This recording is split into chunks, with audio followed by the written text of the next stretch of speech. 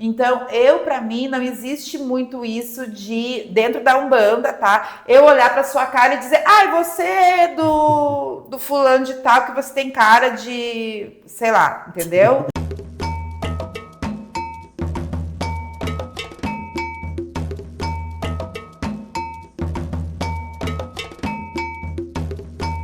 Saudações mágicas, pessoal! Tudo bem com vocês? Você pode me chamar de Dona Mari e estamos de volta com o nosso almanaque da Umbanda. Aqui é o Rodrigo Bento falando, porém antes, curta, compartilha, se inscreva no canal se não é inscrito e vamos ao retorno, né, do almanaque da Umbanda. Vocês estavam com saudades? Estavam com saudades? Sim, os últimos vídeos, Dona Mari estava lá resolvendo questões com a vossa mãe, mas tá tudo organizado agora. Sim, na verdade é um pouco mais que isso, porque daí no último vídeo que a gente postou aqui, que foi o vlog, eu tinha voltado fazer uma semana, né, de Porto Alegre. Sim. Se vocês quiserem, comentem aqui, se vocês querem que eu faça um outro vlog, conte um pouco como foi esse período, porque faz um mês que eu voltei para casa agora. E aí muitas coisas aconteceram nesse mês. E aí, se vocês quiserem saber um pouco, focar um pouco, Deixa nos comentários. deixa nos comentários aí que eu faço ou um vídeo só eu com vocês fofocando, porque esse homem não é fofoqueiro, gente. Ele é muito elegante, ele é um lorde, entendeu? Ele não gosta dessas coisas, né? Aí, se vocês quiserem, assim, fofocando com a Mãe de Santo, comentem aqui que eu conto pra vocês tudo. Muitas lições, inclusive, nesse período, porque você acha que Mãe de Santo, Pai de Santo não aprende? Nós aprendemos todo o tempo. Eu acho que aquele pai de santo, sacerdote, que diz que já sabe tudo, ele não sabe nada. Nós estamos aqui na Terra, se estamos vivendo aqui é porque nós estamos precisando aprender. Exatamente. Mas vamos ao tema de hoje. O tema de hoje é para responder uma pergunta de uma amiga que mandou um texto para mim, mandou uma mensagem no direct do Instagram. E inclusive, se você tiver perguntas para fazer, se tiver dúvidas para serem respondidas a respeito do seu desenvolvimento espiritual, pode mandar para a gente, tá? Que a gente vai trazer aqui com muito prazer. Aí ela diz assim: eu ainda não sei quem são meus pais de cabeça. Aí um dia, um amigo da minha mãe, que é pai de santo, ele disse que eu era da navalha e disse que a Mulambo estava na frente da minha mãe. E nessa hora, meio que a voz dele mudou e ele perguntou: você gosta de mim? Mas nós não estávamos no terreiro. Então, eu realmente posso ser da navalha ou não? Eu entrei faz pouco tempo, provavelmente em terreiro, né? Não sei muito. Faz tempo já que ela me mandou essa pergunta, mas eu estava no meio desse turbilhão da vida. Mas eu disse para ela: o primeiro vídeo que eu gravar vai ser falando sobre isso. O que você acha dessa história, bem? É uma situação assim que Rodrigo, não vejo os guardiões enquanto pai ou mãe de cabeça, né? É uma coisa assim que eu não sei como é que são nos outros terreiros. Mas tanto que a Maria Padilha quanto o Marabô, né, eles se remetem enquanto guardiões, amigos, companheiros, né? Não como pai ou mãe. Eu acredito que ela deveria estudar mais, procurar saber mais sobre isso. Porque pode ser que ela tenha tanto a navalha quanto a Mulambo, pode ter as duas, porque são linhas diferentes.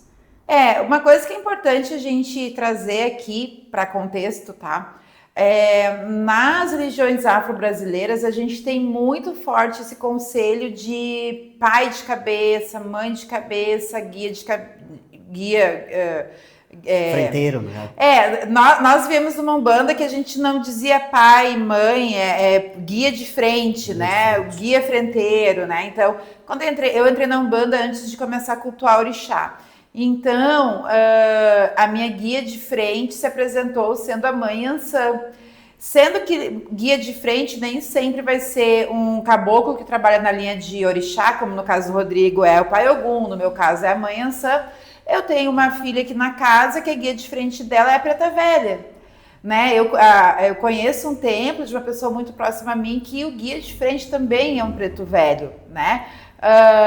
E aí tem pessoas que realmente seus guias de frente são seus guardiões Exu e Pombagira, né? Então, mas a gente vê muito sobre guia de frente, a gente traz muito esse conceito de linha de frente, guia de frente, tudo mais. Mas podem ser que em terreiros de Umbanda se considere pai e mãe de cabeça. Sim. Assim como em terreiros de batuque, em terreiros de candomblé, a gente tem a questão do orixá de Ori, né? Aquele orixá que é aquele primeiro que rege os teus caminhos, né? Te guia pela vida. Então, no caso, eu fui dada para Iemanjá, com Oxalá. Rodrigo foi dado para Oxós, aliás, Odé e Otim. Nós fomos iniciados, eu para Iemanjá, Rodrigo para Odé. Então, eu sou filha de Iemanjá e sou filha de Oxalá. E aí, como se deu isso? Num jogo de búzio. A única forma de você saber quem é seu orixá de Ori é você jogando búzio. E isso dentro das religiões afro-brasileiras, candomblé, batuque e afins. Então, assim, não existe uma entidade que vai te dizer assim, tipo, não existe, tá? Orixá, no culto orixá, numa casa de nação, numa casa de batuque, numa casa de candomblé, ter orixá de cabeça vai ser declarado, vai se apresentar numa mesa de búzio. Não existe outra forma que eu conheça. Já ouvi em alguns lugares que tem uma galera que faz umas contas com a data de nascimento. Eu acredito que é o culto que foi passado. É um método lá que esses cultos fazem. Eu acho até que uma vertente de candomblé, né? Sim. E aí, gente, você que é de candomblé, me perdoa, tá? Eu nunca fui de candomblé e não conheço absolutamente nada de candomblé, tá? Mas que eu saiba, todas as pessoas que eu conheço que são de candomblé, que cultuam candomblé, eles souberam dos seus orixás de cabeça, para quem eles seriam iniciados, para quem eles seriam feitos num jogo de búzio. Os candomblecistas que eu tive a honra de conhecer, tá? Mas eu vi que tem uma galera que faz umas contas. Eu acredito que vem passando de ancestralidade, ou formou-se isso, né? Porque daí joga no Búzios, fez todo um mapa numerológico e bateu. E assim, a gente tem. Uma vez, eu já te comentei isso, né, bem? Eu vi um site que eles faziam assim, saiba que quem rege seu Eledá, fazendo uma conta simples. E aí eu segui o passo a passo. E aí eles deram ali. E, gente, muito parecido com os orixás que assim, são meus orixás de iniciação, de passagem e tal, né? Assim, não foi muito diferente, tá? Não foi muito diferente, assim.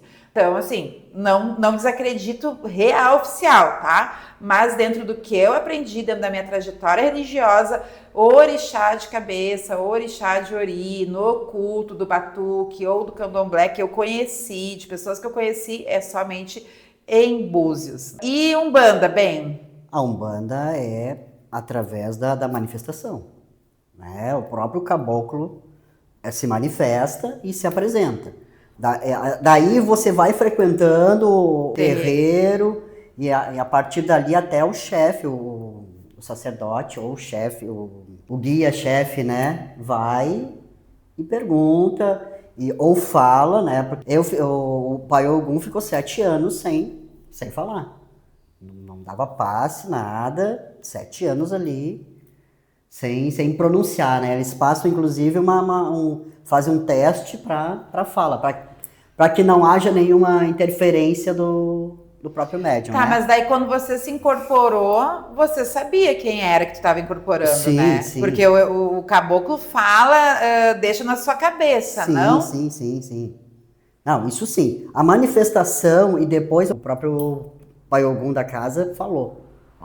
Pai Ogum da casa seria o chefe do terreiro. O terreiro que ele frequentava de Umbanda tinha uma mãe de santo que se incorporava com um Ogum. Sim. E aí esse Ogum tinha uma doutrina que os caboclos não podiam falar. Os caboclos que eu falo são os guias que aí da nossa Umbanda é assim, né? Que muita gente associa caboclos com caboclos da mata e tal, né? Os caboclos da nossa Umbanda é assim, o caboclo de Ogum, né? Então a gente acredita que é um ancestral que responde na linha de orixá, né? Que vem como guia e aí ele responde como Ogum, só que ele é um caboclo de Ogum. Eu tenho uma cabocla de Iansã, né? E então, mas aí, claro, tem os caboclos da mata e tal, né? Tanto que a gente, na nossa Umbanda, a gente fala caboclos e caboclos de mata, né? Então a gente tem essa linha diferenciada dessa forma.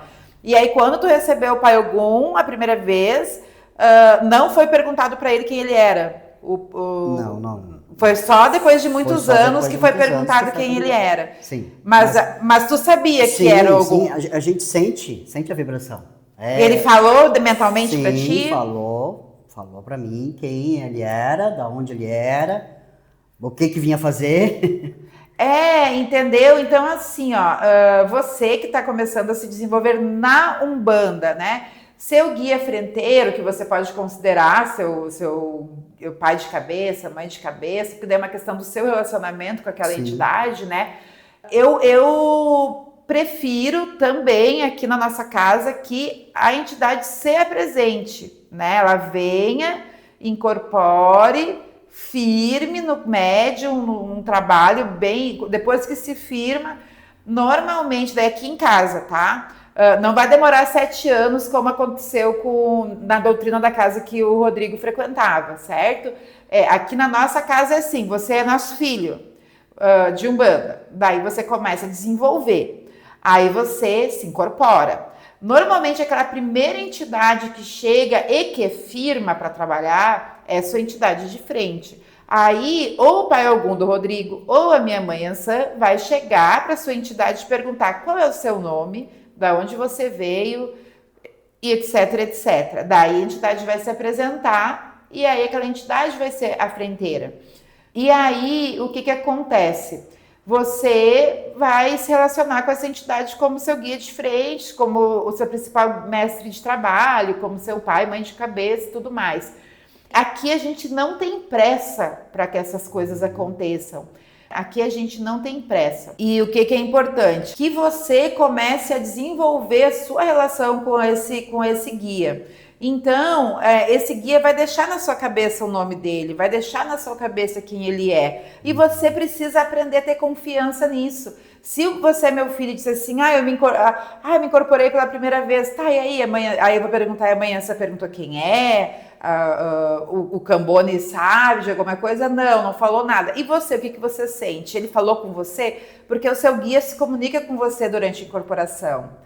E é justamente isso, a utilidade da incorporação, de princípio, durante muito tempo no desenvolvimento mediúnico, ser semiconsciente. Você lembrar de coisas que acontecem quando você está incorporado. Porque é um processo de aprendizado que você vai passar e é uma forma da sua entidade falar com você, lhe doutrinar. A doutrina vem principalmente da sua espiritualidade. E você não pode ser doutrinado por um estranho. Você tem que saber quem é. Você tem que saber do que gosta de fumar ou não ou se fumou, se não fuma. Se bebe guaraná ou se bebe marafa ou se bebe água com mel, ou, sabe?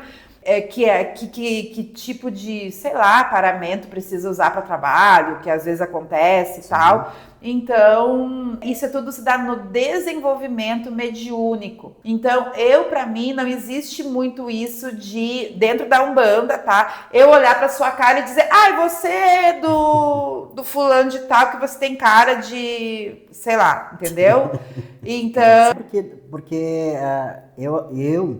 nós acreditamos aqui que até o primeiro que chegou, né, foi o Marabô. E ele se apresentou na Quimbanda, né? Quimbanda. Se apresentou para Lourdes, de onde vinha, o que vinha fazer. Exu chega firme. A gente tem um método de desenvolvimento mediúnico também, que é diferente. Pelo que vejo, é diferente na maioria das casas, né? Que Exu não chega antes de caboclo se firmar. entendeu? O caboclo ou o guia de frente, pode ser um preto velho também, pode ser um cosmo também, porque não, Sim. né? Ele chega primeiro, ele diz quem é primeiro e se firma. Daí depois que ele estiver firmezinho, chega Exu e Pombagira. E aí Exu e Pombagira já chega firme. Não desenvolve, assim, pelo menos aqui em casa, Exu e Pombagira não chega sem saber andar, sem saber falar, dificilmente vai ficar de olho fechado.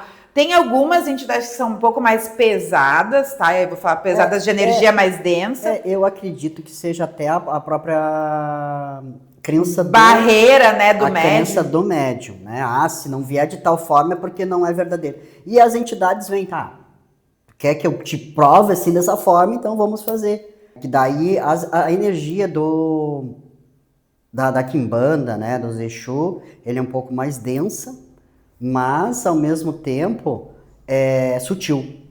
Sim. Né? Aí se é preciso, que fique dessa forma. Mais paradinho, de olho fechado no canto e tal. Eles fazem isso aí justamente para o médium se adaptar, né? Se equilibrar energeticamente. Mas, assim, normalmente é uma coisa mais sussa, assim, né? Quando a gente segue essa metodologia aqui que, vai ter casas que pode ser que seja diferente e tá tudo certo. Aqui em casa é assim. Então, para você entender quem é seu pai de cabeça, mãe de cabeça, na Umbanda, dentro da Umbanda que a gente cultua aqui, é se desenvolvendo, é frequentando o terreiro, é não tendo pressa, é confiando no processo, é você tomando seu banho de 7 ervas antes da sessão, é você chegar antes do tempo, é você respeitar aquele espaço e se entregar para aquele trabalho. Se você quer cultuar orixá, em casas de culto a orixá, cada casa vai ter a sua forma de saber quem é seu orixá de ori. São guias, né? São guias guardiões, tá?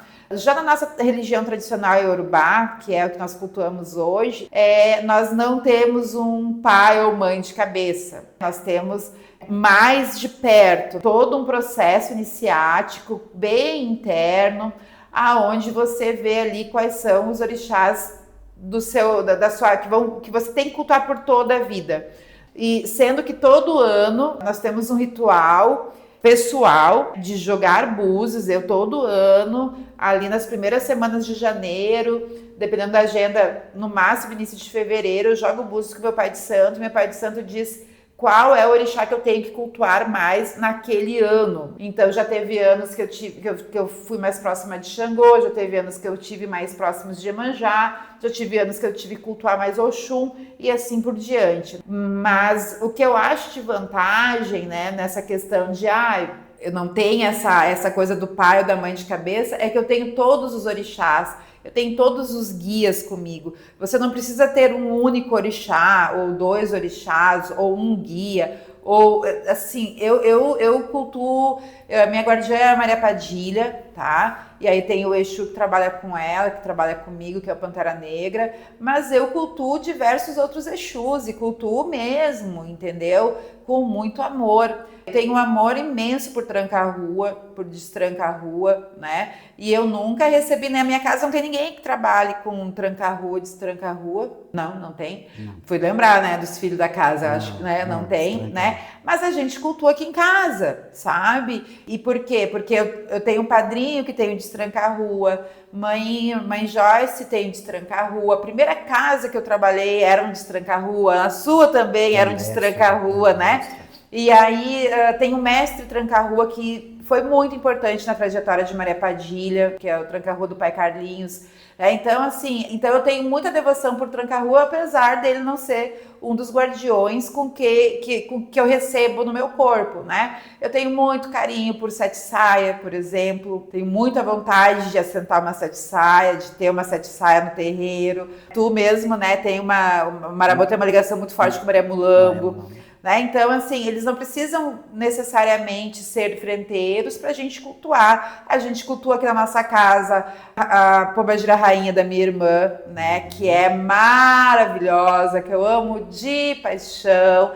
E eles trabalham juntos no plano astral, né? Então, o plano astral, eles não têm essas regras que a gente coloca, porque o ser humano ele precisa de regrinhas muitas vezes para poder se sentir organizado. Mas no astral, todo mundo está unido, o orixá está unido, caboclo, todas as linhas de Umbanda estão aí para nos ajudar. Então, até você saber quem é seu pai e mãe de cabeça, eu te sugiro olhar com amor e carinho. Conheça todos. É. Conheça todos, porque senão tu vai ficar limitado. Me disseram que era só esse, e vai ficar tu perdendo a oportunidade de conhecer toda uma legião, inclusive nos orixás, todos os orixás, todos os caboclos, preto velho. Eu acredito que quanto mais informação tu tiver, melhor a espiritualidade vai chegar até você, aquela que precisa estar com você na tua vida. É como no culto, né? Nós temos o Ori, que é um orixá também. Que é quem nos conduz, cultua, né? Ali é um canal, onde todos os orixás, eles vão atuar, vão direcionar. E eu acredito que toda a nossa trajetória até aqui, nada se perde. Tudo Nunca. se soma, se multiplica. Ori, né? É orixá primeiro que a gente tem que cultuar, porque se Ori não aceitar, nenhum outro orixá pode abençoar, né? Então, não existe orixá bom para Ori ruim, né? E Ori ruim não é um Ori que nasce ruim, é um Ori mal cuidado, é um Ori mal cultuado, é um Ori que não teve aí, né, um bom direcionamento de um bom sacerdote e da gente mesmo, né? Existem muitas questões, muitas, que só vivenciando essa espiritualidade maravilhosa, que são dos orixás, que tem uma medicina completa, fantástica, que tem uma disciplina completa, fantástica, como o mundo seria melhor se a gente tivesse o senso de comunidade, a união, o respeito, o carinho que os orixás nos ensinam a ter. Não que todo batuqueiro, macumbeiro é maravilhoso, mas os orixás são, né? O ser humano que é falho. Mas assim, não se apegue tanto a regras, né? Quem é meu pai e mãe de cabeça, não importa. Você tem toda a espiritualidade à sua disposição, e com mais amor, quanto mais amor e confiança você colocar ali no seu culto, eu tenho certeza absoluta que você vai ter boas respostas na sua vida vai funcionar. Com certeza, porque é você confiar na espiritualidade. Porque como diz o Baba Rodrigo, né? Nas pessoas às vezes são mais falhas, tá? Daí tu vai precisa confiar no teu Ori, tá? Confia primeiramente no teu Ori, ou seja, no teu pensamento, no teu coração. E menos no que os outros estão palpitando, né? Do teu amiguinho ali, mas eu acho que é isso. Não. Eu tenho certeza que o meu Ori está me direcionando para isso. O que você fala é seu. Né? Não pegar para você a ideia do outro. Porque senão, como o Baba falou, tu erra 2 vezes. Primeiro por não confiar nos outros e segundo por não confiar na tua própria intuição. Se tu confiar na tua intuição e não chegar, né, não for bom, pelo menos tu viu que não era, da próxima vez ou vai conversar com o teu sacerdote, alguém acima de você, tá? Porque às vezes a gente pega a opinião de alguém que não fez nada, que não tem nada, que não evolui nada. É a mesma coisa pegar uma Ferrari e entregar na mão de uma criança. E tu vê, ó, nunca acredite na palavra de uma única pessoa, né? Lá no sul, no Batuque, tem um ritual muito utilizado, né? Por exemplo, o pai de santo, para jogar o orixá de cabeça de alguém, ele joga no mínimo 3 vezes antes de iniciar, antes de fazer a primeira iniciação. E se ali naquele jogo que ele jogou quando ele faz 3 jogos, assim, tipo, semanas diferentes, sabe? Às vezes faz banhos, tu mesmo foi difícil, né? Sim. Faz banhos específicos, rituais específicos. E se ainda assim o Ori não estiver muito aberto para dar respostas, vem mais 2 pais de santo jogar búzio para ti, entendeu? Então, assim, ninguém é tão bom que não possa precisar de uma segunda opinião, que não possa precisar de um ritual mais específico, e isso nos ensina muito sobre não sermos imediatistas, né? Não é um miojo que fica pronto em 3 minutos, nada na espiritualidade é um miojo que fica pronto em 3 minutos, ou um todinho que você coloca sacode, coloca o canudinho e sai tomando, sabe?